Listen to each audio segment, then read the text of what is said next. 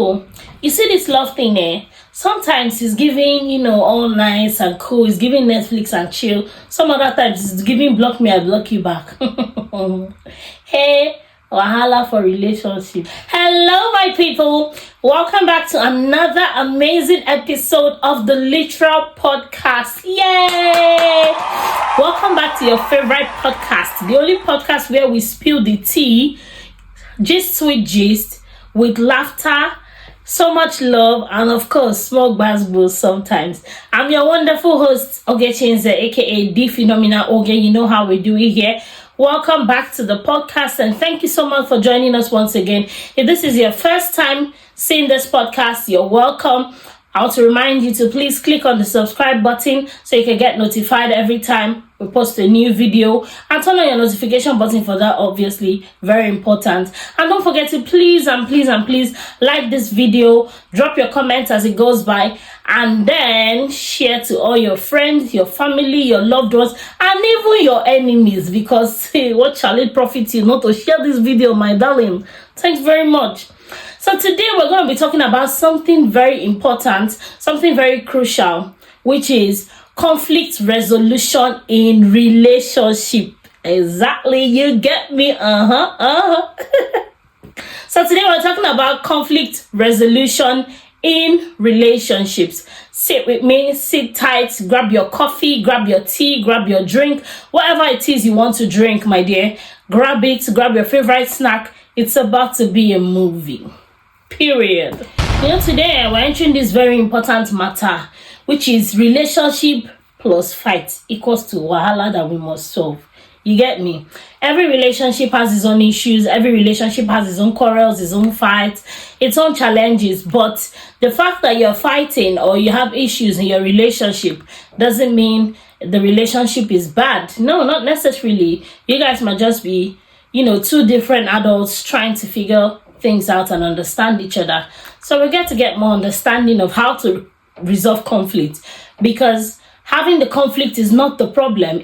How you handle it is what determines whether it just, goes by as an ordinary misunderstanding or if it ends up as a full-time fight, which of course we don't want to see. You see, too many people are living good relationships, not because love is missing, no, far from that. Many people are living good relationships simply because nobody taught them how to argue responsibly without turning it into a full-blown fight or battle or spiritual warfare. Exactly. Some people don't know how to argue, agree to disagree peacefully without it turning into basketballs and a lot of fights. So today we're going to be teaching and talking about how to manage conflicts responsibly and respectfully as adults without it turning into a full-blown quarrel ending in a fiasco. See, let's be honest, even Jesus had issues or had beef with people in the temple. So even Jesus had a quarrel or misunderstanding with people at the temple at some point. So even good people, even holy people, even godly people fight. Even godly people quarrel. Let me not say fight, quarrel. Not fight, not a denigo. So even godly people quarrel. So of course, misunderstandings and quarrels are normal. They're part of human life because, we're all different people trying to figure each other out and trying to, live amicably with our differences. But yeah, how you handle these differences is what determines whether it ends up peacefully or it turns into a full-fledged war. So my ladies, before you start shouting, no, I cannot date a man that argues, friendship is not by force, relationship is not by force. Calm down. Do like this. And let's unpack these things small. At some point in time or the other, every relationship gets shaky sometimes. It's normal. It's absolutely fine. Every single relationship gets to have their quarrels. They get to have their, shaky times when, things are all shaky and, a bit tense in the relationship. These things are normal, but how it's been handled is what determines whether it turns to war or whether it just becomes a walk in the park. Every relationship gets shaky sometimes, but must it really end in arguments? Must it end in fight? Must it end in block me, I block you back? No, it mustn't. So now we're going to be teaching how exactly to go through conflict, how to navigate conflicts without it ending in block me, I block you, or punch me, I punch you. So the first thing I want to get out there is that the conflict is not the enemy. So that's the first disclaimer. The conflict you're having with your partner is not the enemy. What is the enemy is how you handle it. So if you're in a relationship, you might say, after this relationship, we argue too much. Some other people don't argue at all in their relationship. If you're in a relationship and you guys have never argued or quarreled before, then one person is either a ghost or a people pleaser. Is one of the two.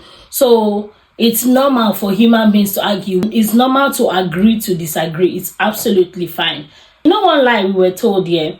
We've been told this lie that, if you guys argue a lot, or if there are arguments in the relationship, then it means that the relationship is bad and you guys are not compatible. Lie. That's not true. The fact that you guys have issues or arguments in your relationship doesn't mean that the relationship is bad.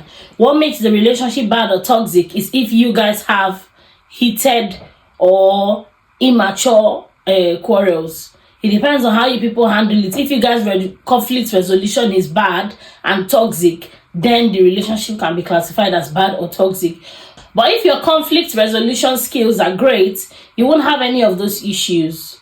The relationship will still be good and you guys will have healthy arguments. See, even godly people argue.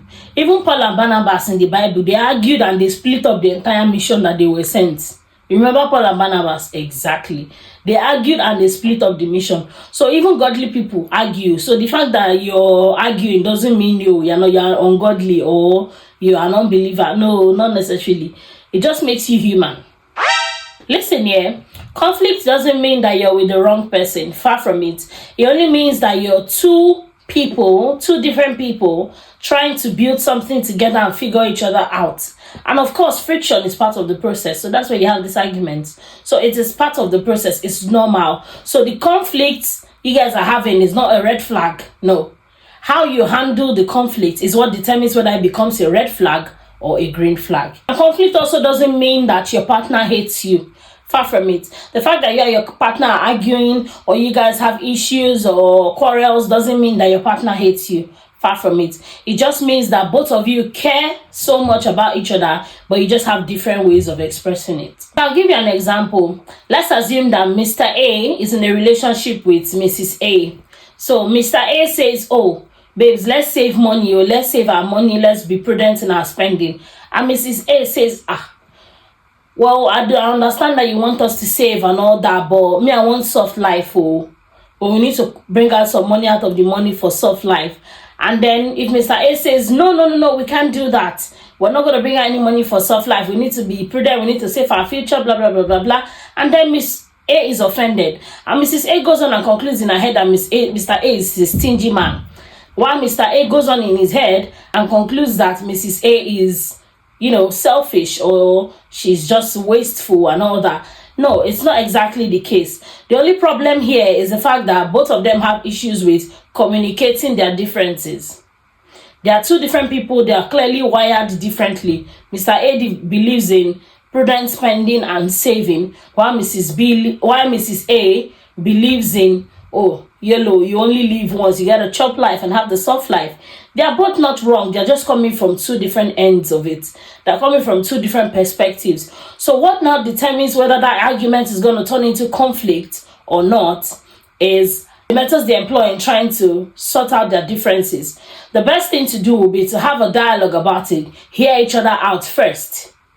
If they come out and Mr. A listens to Mrs. A and vice versa, we'll be able to come to an agreement as to, in order for us to strike a balance, let's meet each other halfway. We're going to save part of the money, and out of this, our money that we want to save, we'll have some money budgeted down for your soft life expenditure. That way, everyone is happy. It's a win-win for both parties, and then family moves on. But if you both are just there, you're a stingy man, you're a selfish woman, you're a wasteful woman, I don't know where I got it from, blah, blah, blah, blah, blah. If they're just there fighting and arguing with each other, the whole thing might turn into a full-blown conflict. And then the next thing is to be, this man is a red flag, this woman is a red flag. And then they go on hating each other. And that way, that conflict ends up as a red flag. But if they solve it the way I have said earlier on having a mature dialogue about it and coming to a common ground, it will turn into a green flag. So you understand now, do you see the difference between the both? So the Bible says a soft answer turns away wrath.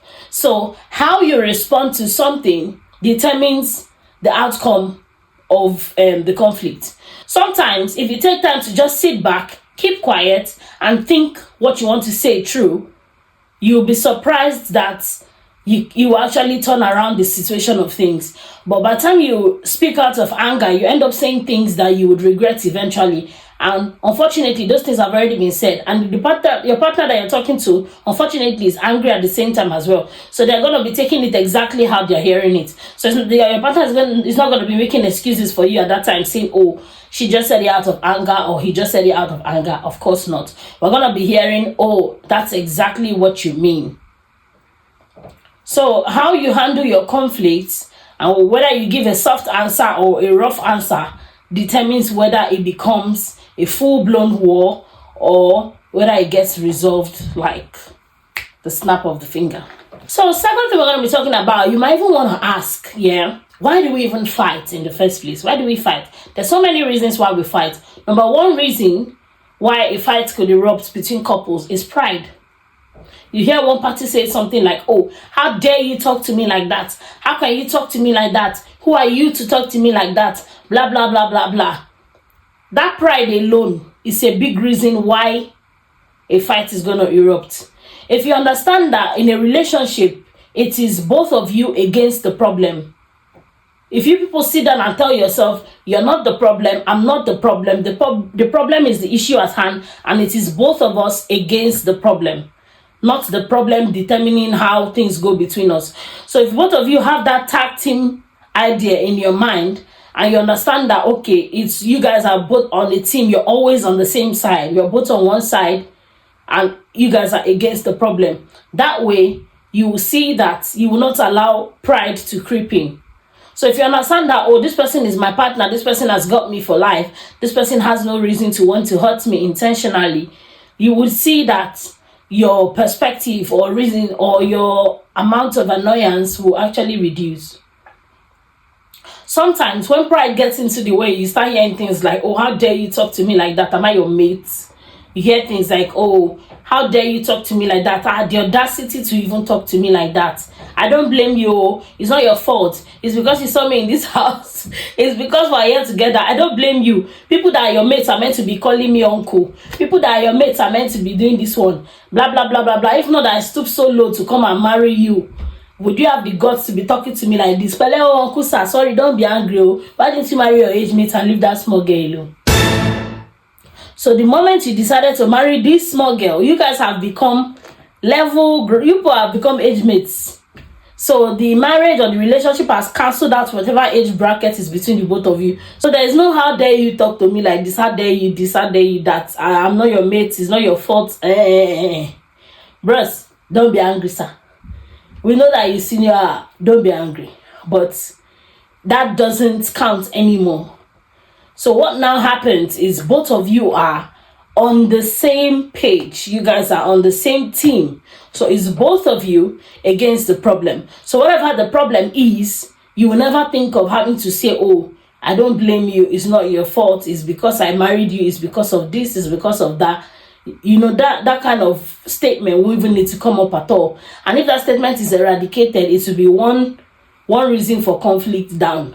So number two reason why we argue or why couples could argue is unmet expectations.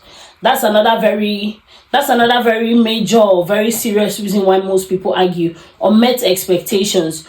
I understand that, a lot of times, my ladies, some of us like to, we're emotional beings. A lot of us like to build castles in the air.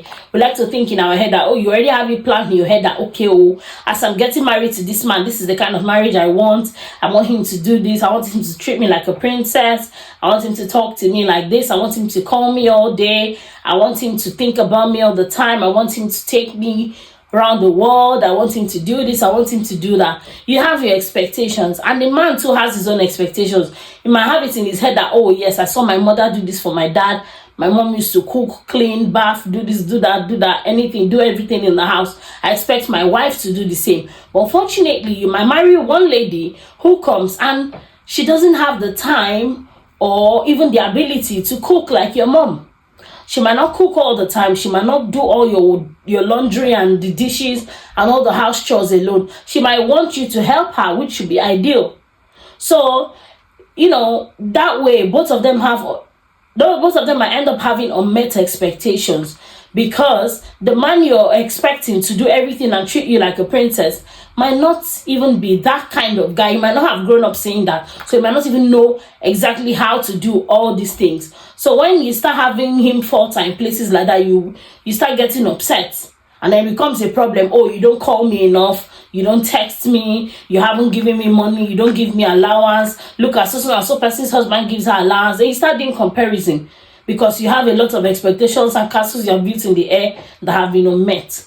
So a lot of unmet expectations brings a lot of issues as well. Some people have the idea of how they want things done, but unfortunately, when their partner is not meeting up to that standard they've placed in their head, it causes problems, because they get upset and see it as, oh, their partner is not doing enough. And then once you start thinking of it like that and not appreciating the little your partner is doing, it becomes a problem.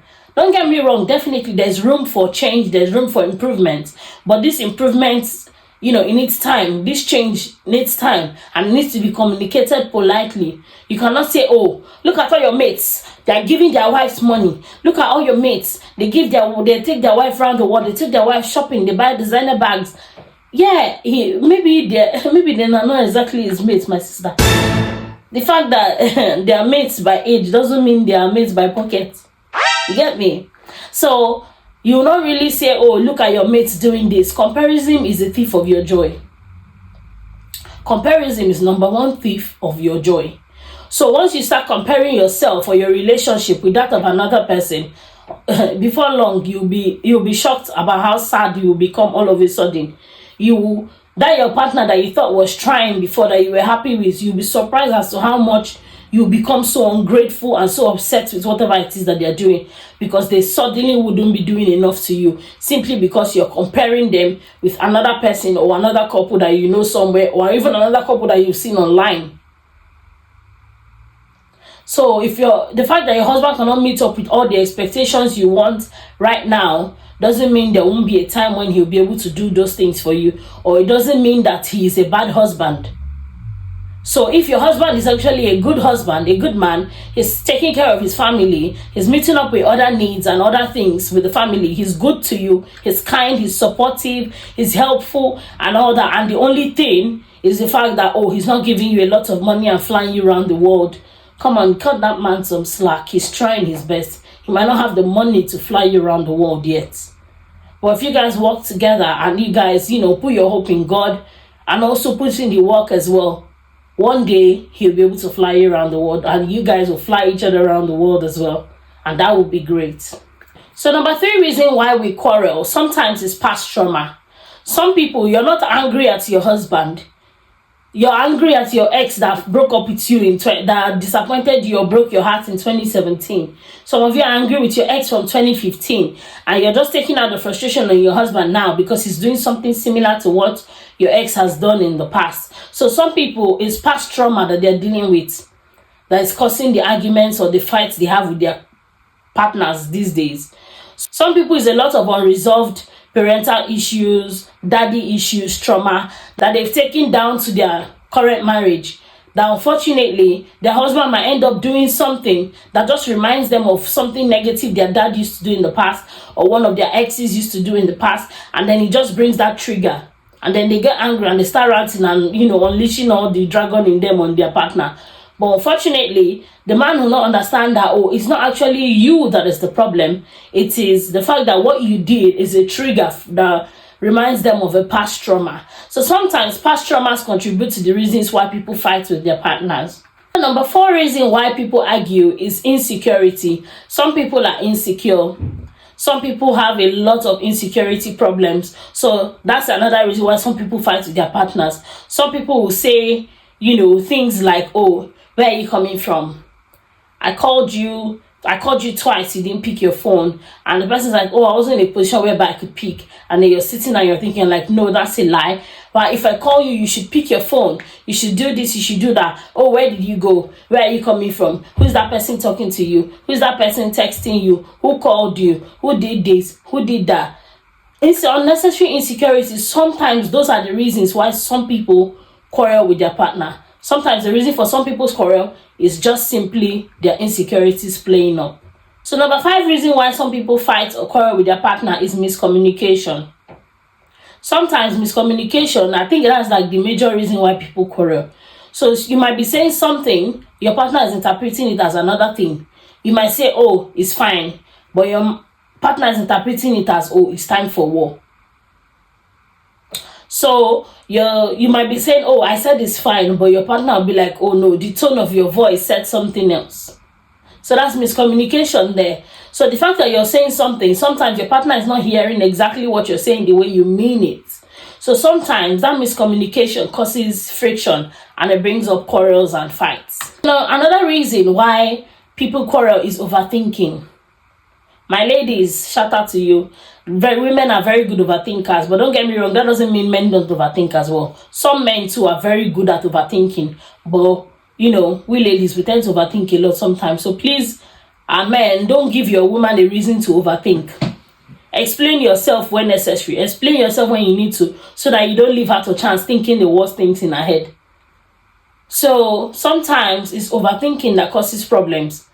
This man has said this thing. You're thinking about it in 1 million ways. Could it mean that he said? Could it be that he means this? Could it mean that he means XYZ? Meanwhile, he's just saying ABC. So sometimes that kind of thing causes a lot of issues. And especially those overthinking, like sit down and overthinking at past midnight. That's the worst. The overthinking that women do at night, where you just lie down and something will just flash in your head like brainwave. You'll not be thinking, could it mean that in the afternoon by 2 p.m. this man actually meant that? Or could it mean the reason why this man came back late is because he went to see another woman? Could it be that the reason why this woman did this is that? Sometimes when you sit down and you're thinking unnecessary things that do not concern you, that is when a lot of, quarrels will just come, and then you just see yourself angry at your partner and they start tapping them. Wake up, we need to talk. So sometimes all those midnight tapping and waking up, we need to talk, is as a result of overthinking. Sometimes you've overthought the issue and then the next thing you result to quarrel, which is not ideal. So work on all these things that cause conflicts. It would reduce the amount of quarrels you would be having in your relationships. So most times here, the issue is rarely ever about what exactly was said. Most times the problem is how it was said and how what you said made the other person feel. That's usually what causes the problem. So you might say, oh, I don't like this dress. But how you said it, maybe you sounded rude about it, or you said it in an embarrassing or demeaning way, and then the woman feels bad. She feels like, oh, he just hates me. He doesn't like anything on me. He insulted my dress and all that. So how you say something is even more important than what exactly it is that you said. So many people subconsciously will listen to the unspoken words. It's more about, oh, what are the unsaid words in that statement, more than, okay, what exactly was said. I know it's not very ideal, but sometimes, unfortunately, a lot of people tend to, listen to unspoken words. They listen out for your body reaction, they listen out for they look out for your body language. They listen out for the unspoken words and things like that. So sometimes it's not about what you said, it's how you said what you said, when you said it, and how it made the person feel when exactly it is that you said it. So that's usually what causes the problem. So if you can work on how you say what you want to say, it would limit and reduce the amount of conflict you have in your relationship. Sometimes that shout that your wife is shouting, oh, why did you do this? Why did you press the toothpaste from this place? Why did you drop that thing there? Why did you drop that thing there? And you're wondering, why is this woman shouting over something so trivial? Sometimes it's not about the toothpaste that you press from the top. It's not about the toothpaste you press from the middle. It's not about the towel you left on the floor or whatever it is. It's the fact that they feel unheard. So the major reason why someone will feel the need to shout at their partner is because they feel unheard. So if they feel like, oh, my partner doesn't listen to me, or you're not listening to me, that's the reason why they feel the need to shout, because they feel like, oh, if I shout at the top of my voice, maybe you would hear me better, or you'll be forced to hear me and start to listen to me. But it doesn't always work that way, unfortunately. Sometimes also some people quarrel because they are trying to be right. It's just a battle of who is right and who is wrong. There is no right or wrong person. If you see it as, oh, we're both right in our own different ways, well, we're just coming from two different points of view, then that way there will be no battle for who is right or who is wrong. So sometimes when it becomes a battle of, oh, wanting to be right, you begin to complicate issues. So it's not a battle of who is right or who is wrong. So sometimes you need to sit down and ask yourself, oh, that in this quarrel or this fight that I'm bringing up, am I really just trying to be right, or am I really trying to understand my partner? Sometimes you sit down and ask yourself that, you understand that, okay, maybe some conflicts were actually unnecessary. You might learn to avoid some conflicts if you simply ask yourself, in this conflict, this fight I want to start now, am I just trying to be right, or am I trying to understand my partner better? So if your answer is that yes, you're just trying to be right, then please kill the idea. There's no need starting the fight, just abort mission.